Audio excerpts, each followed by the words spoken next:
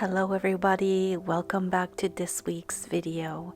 I hope you've been having a great week and I hope that you have something fun planned for this weekend. This week I am still working with the Neocolor IIs because I am having so much fun and I am not quite done figuring out how to best work with them. So today I thought I would try hot pressed watercolor paper, and I showed you that right at the beginning of the video.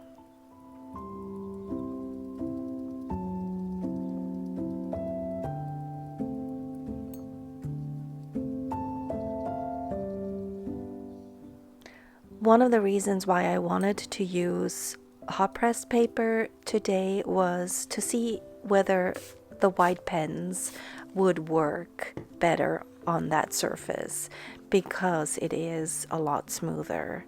However, my brain had other plans. I have a vague idea at the beginning of the week what I want to work on, but even this one took me a little bit by surprise. Don't get me wrong, I am not mad at how it turned out, but I did have a plan, and so I just have to push that plan out a week or two. So hopefully next week we will be able to create something on the hot press paper that involves all of those white pens that I was working with last week. I love this kind of intuitive play, and because this is the first time I am using the Neocolors on the hot press paper, it was a perfect opportunity to just play and see how they work. So the paper was dry to begin with, and I just put some scribbles down in, I think, 3 different colors, and then I started adding water to it slowly and steadily and just blurring some of the lines. I wanted some of the white showing, so that's why I didn't go over the whole page with water. That would have smudged everything, but that was a good way to just blur everything so that certain things could pop out for me. And the first thing I saw after I stepped away and took a little bit of a break was this shape up here. It immediately reminded me of a jellyfish, and so that's what I went with. And after that, the rest of the painting just kind of fell into place.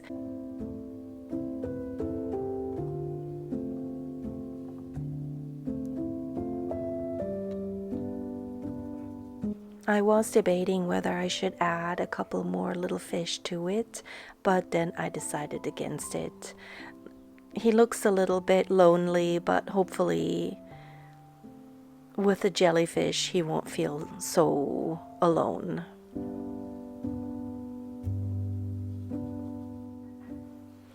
I'm using a couple different techniques. One is to put lines down on the paper with the crayon, and then the other one is to take the color straight from the crayon. I keep forgetting that if the paper is wet and I take the crayon to the paper, I can then see the marks, and that's not always what I like to see. So I just have to remember that it is better to take the color from the crayon if your paper is wet, or if you want a little bit more smoother blend.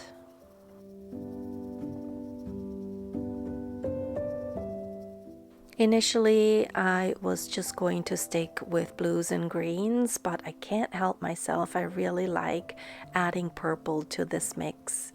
And also it looked a little bland, and so I just felt like it needed a few more pops of color. I'm trying to utilize all the lines that I put down initially. That is the fun part of creating something like this. But not every line works to my advantage. So sometimes I have to end up blending it into the background a little bit more. But in this case, it kind of worked because it's under the water and there is movement everywhere.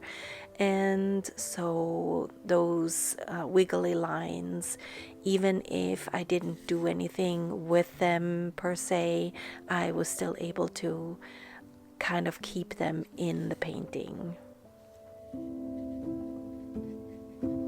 I don't know if you can see this, but I had a little bit of a harder time blending out the colors as I am laying them down. It almost feels like this paper soaked up the pigments more than the cold press paper, which surprised me because the surface is so much smoother. So I thought maybe I could blend them out easier, but that was not really the case. If I am taking them from the crayon directly and I immediately blend them out, it works, but it also was a lot harder to blend the darker blues. That just means I have to practice a little bit more, and that is not a bad thing at all. I had a lot of fun working on this piece. I sat on this for quite a while. I just had so much fun blending the colors and adding them to different parts and shading and just adding a little bit more here and there and just blending them out. It was just so much fun.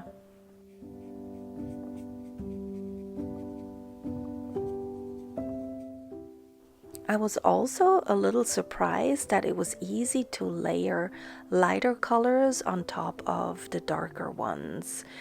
So adding the yellow and the orange, and then later on I added some white on top, was super easy, and it kind of gave it a little bit more of a reflection, which I really enjoyed.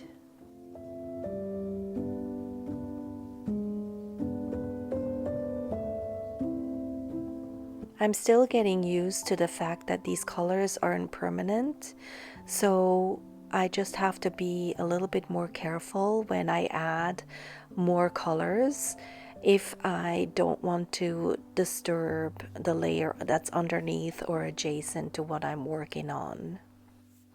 But so far I feel like it's been working in my favor.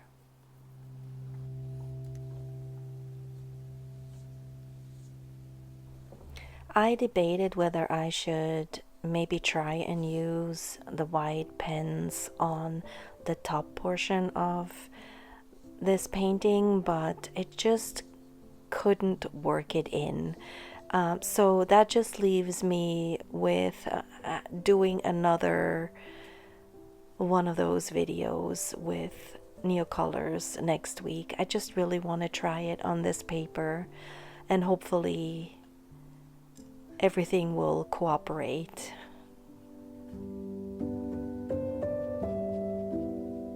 I did use a Posca pen later on, but for the rest I decided to use just acrylic paint and a brush. I mean, I probably could have used the pens on this bottom portion, but I just didn't feel it. I don't know. I can't explain it, guys. It's just one of those things. So if you want to know whether the white pens work on this paper, you're just gonna have to come back next week. Alright friends, I think that is it from me for today. If you have any other questions, feel free to leave me a comment. I usually check the comment section the first couple of days and try to answer them as they come in.